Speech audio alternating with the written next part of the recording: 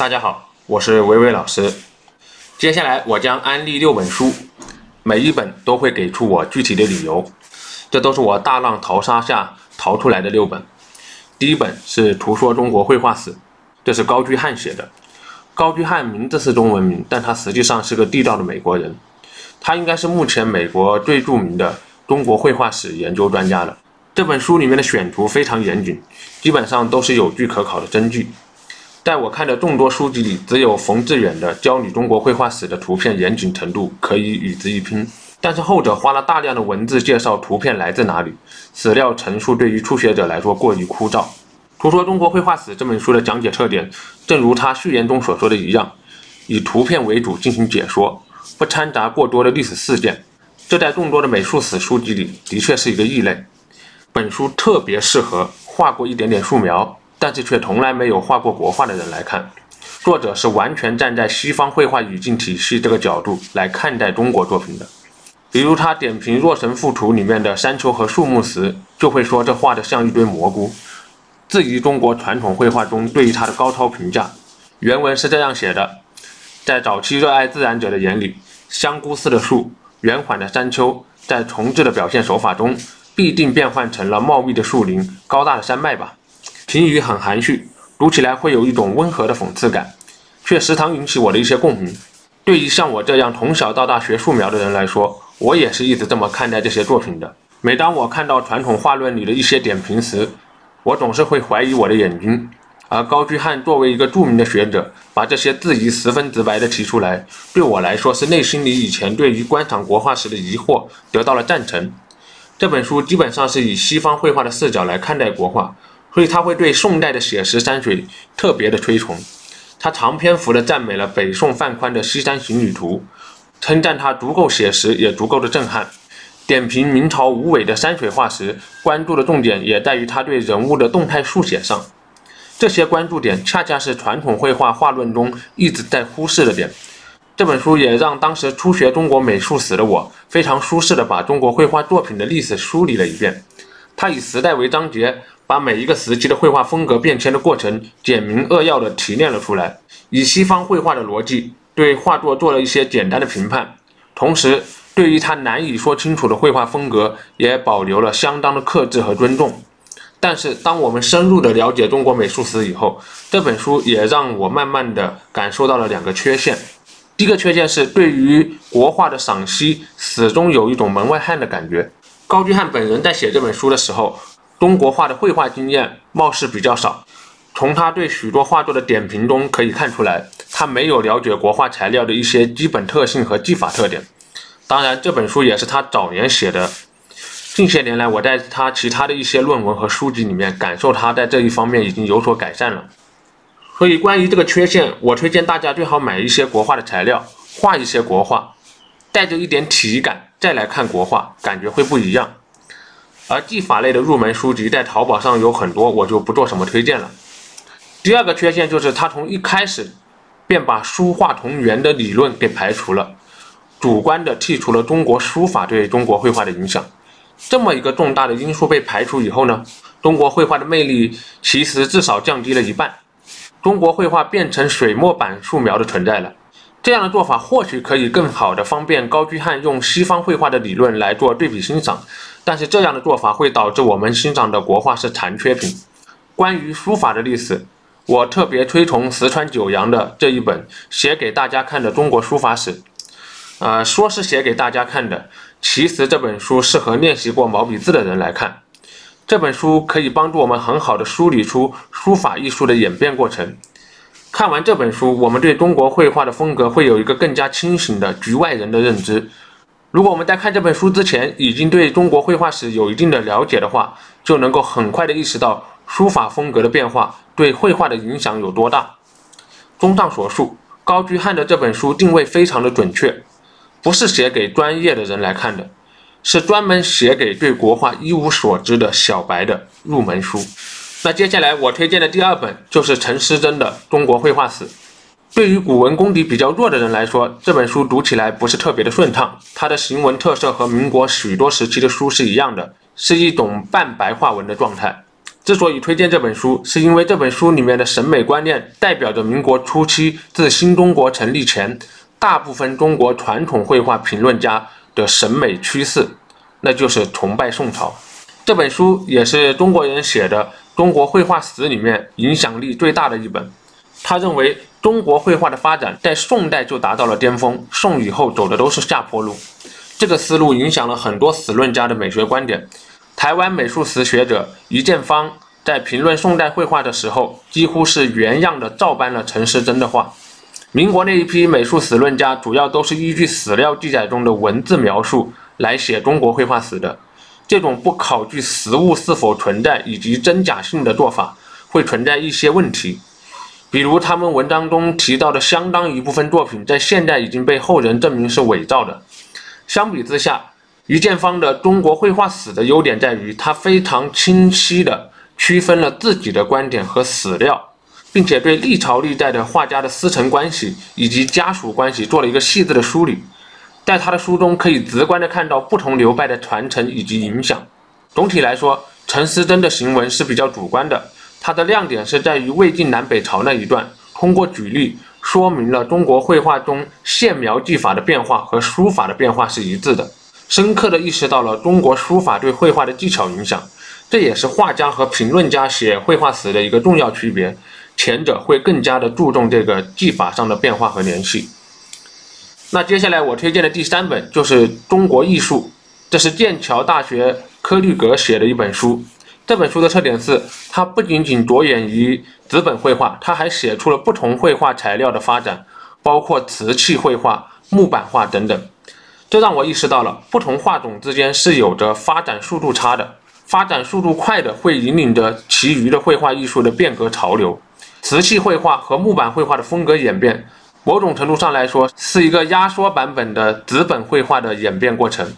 这本书另外一个亮点是尊重社会的发展环境的影响，它写出了明代以后中国拍卖市场的发展环境。比如在明朝，当时最贵的作品其实是书法作品，可以卖到1000两白银，其次是瓷器，最后才是绘画。这个钱可以在帝都买一栋带大院子的豪宅。同时这本书对历史的梳理也比较新，大部分作品的描述都截止在新中国成立以前，和冯致远一样，他对新中国成立以后的中国艺术也做了相当篇幅的描述，明确地道出了新中国的绘画艺术的主流就是中西结合下的中国绘画和西方油画的学习。中国绘画中西结合这个主流有2条主线，一个是以徐悲鸿为首的古典油画和中国画的结合，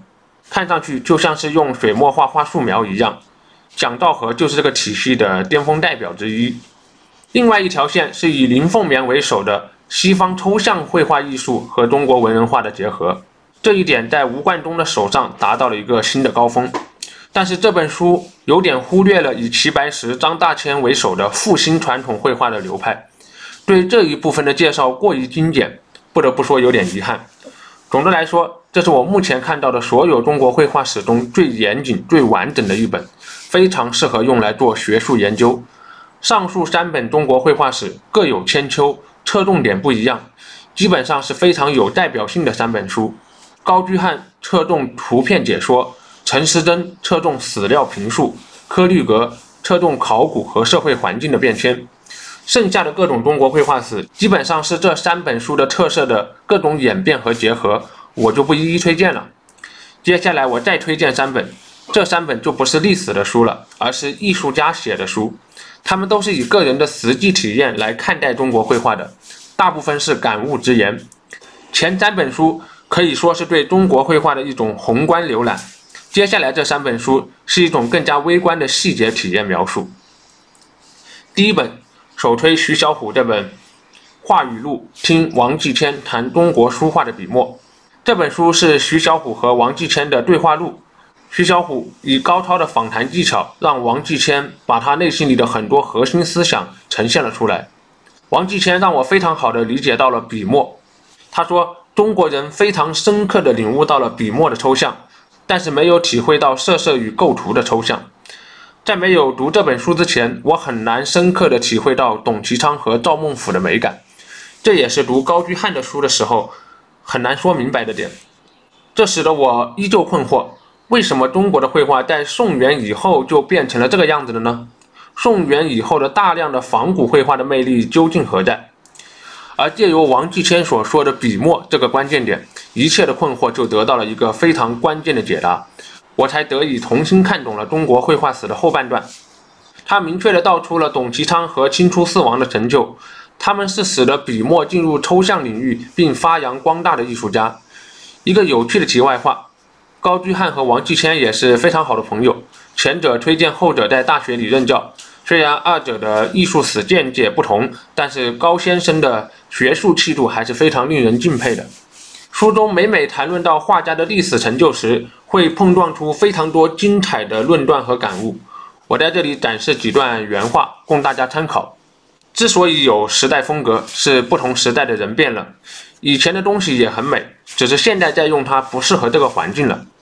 笔墨特质与画家个人风格的发展或者转变没有关系，唯一有关的是画家的个性、天赋和其本性。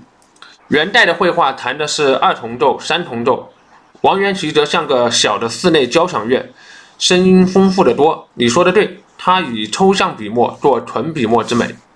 这本书从绘画的角度来说，最令我备受感动的是他对平淡天真的解释。我相信这对许多想要追求自己独特风格的画家来说是非常有启发的一段论述。和许多美院的老师一样，他认为一个画家通过绘画不是为了追逐名利，画家最重要的是通过绘画重新认识自己，做自己本来的面目。这个在中国绘画里的说法就叫做平淡天真。接下来的区别点就在于，许多人为了做自己，反对学习别人的风格，甚至出现了一种主张不学习绘画，靠本能绘画的原生艺术主张。但是王继迁马上就说出了这个现象的问题，刻意的为了做自己而不做别人，实际上还是没有做自己，而是活在主张做自己的这个价值观之下的。他认为最重要的是遵从自己的内心，哪怕你就是想要临摹别人，成为别人的那个风格，那也是没有问题的。因为画家在临摹的过程中也会流露出自己的本来面目，人是无法完全成为另外一个人的。我之所以喜欢某个人的风格，想成为这种风格，那正是因为他的这种绘画风格部分地唤起了我内心里的本来面目。我们在不断学习别人风格的过程中，会自然而然地衍生出自己的见解和笔墨。艺术家虽然是在模仿前代的大师，学习前人的笔法，但是却永远得不到原作品的本质和表现。每个艺术家最后都会发展出自己的笔墨风格。这就是书中的原话。正是这一段见解，让我对中国的仿古画有了一个新的看法，这才恍然大悟，董其昌和王时明等人在临摹古人的画作时，其实是在借古人的画作传达自己的笔墨趣味。这其实透露了一个态度，不要为了改革而改革，为了革新而革新。西方绘画史总是一个画派推翻另外一个画派，这就很容易传递出一种绘画要变革的态度，而这种态度本身其实就影响了画家做自己本来面目，回归平淡天真。接下来我从个人的角度说一说他这本书的一个明显问题，那就是过于的看重笔墨的地位，将笔墨上升到了评判中国绘画好坏的首要地位，甚至对一些优秀作品中的其他元素视而不见。我个人揣测一个很重要的原因，就是因为他不仅仅是一个画家，也是一个非常知名的鉴定专家。他的老师吴湖帆先生就是以画家笔墨特点鉴定画作真假的代表人物，所以他能够深刻地揭示笔墨的魅力和艺术性，并把与之相关的哲学美和技巧过程美都做出精炼的解读。整本书透露的核心审美思想就是追求天人合一的中庸之道，通过笔触来释放个人的平淡天真。但是构图、形体、颜色，这些西方绘画中常常谈论的图像的形式美学元素，也应该受到和笔触一样的尊重。笔触的美和形式的美构成了一个整体的气质，这才是一张作品最深刻的独特印记。笔墨虽然是中国绘画的核心特点，但是不能成为全部特点，不能因此认为所有的中国绘画作品都要以此为重点来审评。还有不少优秀的作品并不是以笔墨为重点来经营的，想要把构图、形体和颜色玩得足够的精彩也非常难，他们并没有比笔墨更低级。所以接下来韦希这本《照夜白》就非常值得推荐了。这是一本关于绘画的散文杂谈合集，文笔非常的优美。陈丹青为其作序说，韦希的白话文写作允吞优异，他写的是古典山水画，但他深知除了审慎用典，他面对的问题是如何用词，如何用字。同时，陈丹青对于一个艺术家所写的艺术史，也正是我所期盼的一种状态。他需由画家所写，否则总嫌挠不到痒处。他需写得好看，有文采，不能是庸常的中文。他该有锐度，有性情，气绝烂调，是作者果然深陷其中而不可自拔的阐发。一言之，他需能读到作者这个人。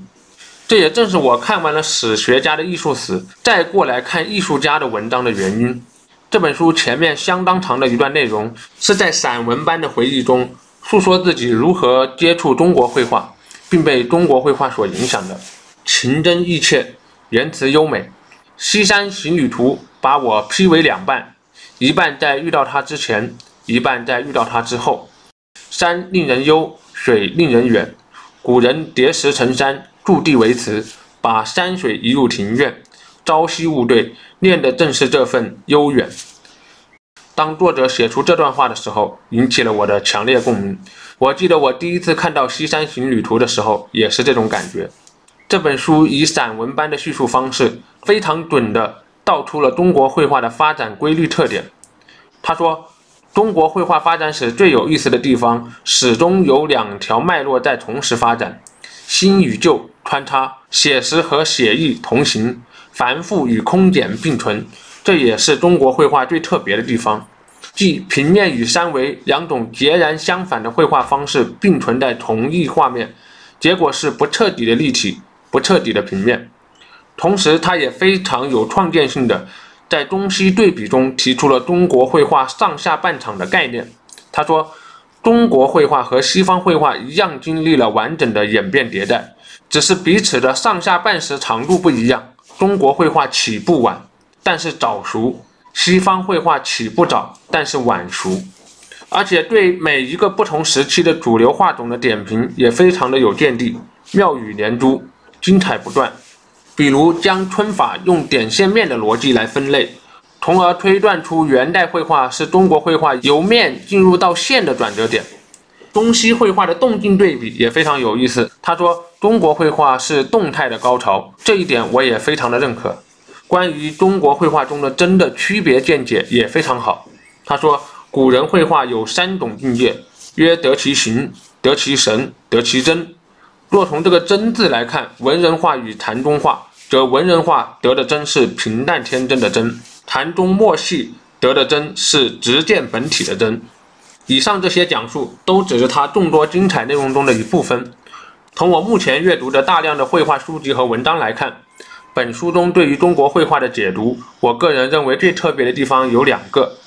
一个是他别出心裁地重新解读了传统绘画中的三远论，也就是平远、高远和深远，对中国绘画的空间特点做出了非常精彩的阐述。他解释了中国卷轴画的空间布局的优点及其带来的影响。这种时空拼贴的手法，以赵伯驹的《江山秋色图》为例，其实是把不同时间段、不同角度的景观拼贴在了同一张画中。二是他对高居翰《气势汉人》这本书里面的观点的反驳很有见地。他引用了历代画作，指出中国晕染画法的演变过程，论述了中国对于明朝体积的画法其实一直都存在，并不是受到了西方影响才出现的。西方绘画引进对明代绘画的影响应该是一个次要地位，这也是很多绘画史里面非常容易忽视的线索。最后，从个人感受上来吐槽一下这本书的不足之处。从我系统学习的需求来看，这本书太散了。我可以很明显的感受到，这就是他日常文章的合集，里面存在着大量的重复性的内容。最后几十页对整个中国绘画史的一个梳理也非常的仓促。我揣测这一部分可能是被出版社告知要求临时写的。不过瑕不掩瑜，总体来说还是非常推荐。前提是你先看完了前面推荐的中国绘画史，对中国绘画有了一个比较好的理解基础。最后，我来推荐这本大卫霍克尼的《我的观看之道》，这应该是我推荐的书里面最大最贵的一本了。阅读这本书需要一定的西方美术史基础，同时对抽象绘画持有包容的心态。这本书的内容主要是大卫霍克尼大水花系列成名之后的创作旅程，大约是从70年代到90年代的这么一个过程。为什么要在中国绘画史的书籍里推荐这么一本书呢？因为这本书非常生动的以大卫霍克尼的创作视角描述了中国绘画空间技法的诞生过程。这本书一开始，大卫霍克尼就带着2个核心的困扰出发，他想摆脱写实空间的束缚，摆脱画面中静止元素的主导，从用反透视的手法作画到舞台空间设计，再到相片拼贴，这一系列的创作旅程的改变，大卫霍克尼在向我们深刻的揭示究竟什么才是真实。他敏锐地觉察到了摄影技术是自然主义倾向下写实绘画的延续，它是材料手段的终极胜利。他形象地把西方绘画的观察方法比喻为透过钥匙孔去观看，本质上是一种偷窥，是一种静止的画面。然而人的观察方法是有很多种的，摄影和西方古典绘画只是其中一种。他也对什么是2维平面提出了质疑，这个世界上真的存在绝对的2维平面吗？其中一个非常精彩的见解是，他认为绘画描绘的图像比照片更真实，这其中的关键点就在于笔墨。他认为这个笔墨是不同时刻观看体验的记录。他说，一张照片表面的每一个局部都是同时留下的，但是画就不一样。艺术家的手越过画面，就有了时间因素。一根线条是有时间的，它有起笔的中段和结尾，这个过程产生了空间。这和王继谦对笔墨的见解异曲同工。王继谦说，笔墨不是孤立的静态的元素，而是动态的有作用的系统，这也是一个艺术家用笔的心印。王继谦认为，观看一张画不能完全静态地看待最后的效果，而是要通过画面上的笔墨痕迹去想象这个画的作画过程，这个完整的过程才是一张作品的全部面貌。王继谦和大卫霍克尼都是从绘画的过程中来看待绘画的，他们都意识到了画家留下来的痕迹是其中的关键展现。但不同的是，大卫霍克尼是从透视空间的角度推导出来这一步，而王继谦是从书法绘画的角度延续了笔触的重要性。大卫霍克尼是重新发现，王继谦是重新确认。正是由于大卫霍克尼对绘画的整个探索过程和中国古人的探索过程是如此的类似，所以当大卫霍克尼在大都会博物馆看到中国的卷轴画时，他深为所动，同时与策展人麦克赫恩讨论唐卷是多么神奇地处理了空间、时间和叙事，它是如此的激动人心，充满魅力。除此之外，本书也呈现了一个艺术家成长的过程的规律。大部分艺术家都是在无意识的作画过程中前进的，他们在画完之后停下来观看时，才会觉察到自己做了什么，而且通常要很多年以后才能够意识得到。更多的精彩内容就不在这里详述了，推荐大家去阅读体验。相信这些书能够给大家不少启发，至少我在这个阅读的过程中受到了很多的帮助。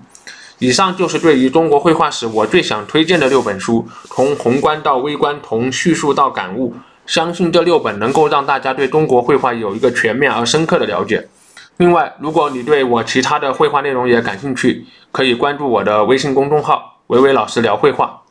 我会把我对于绘画的教学想法以及感悟都在公众号里面沉淀。最后附送一些我目前看到的一些其他中国绘画史的相关书籍和论文，这些书籍各有千秋，有不少启发，不过大多都印证了已有的观点，那种突破性的颠覆感少了一些。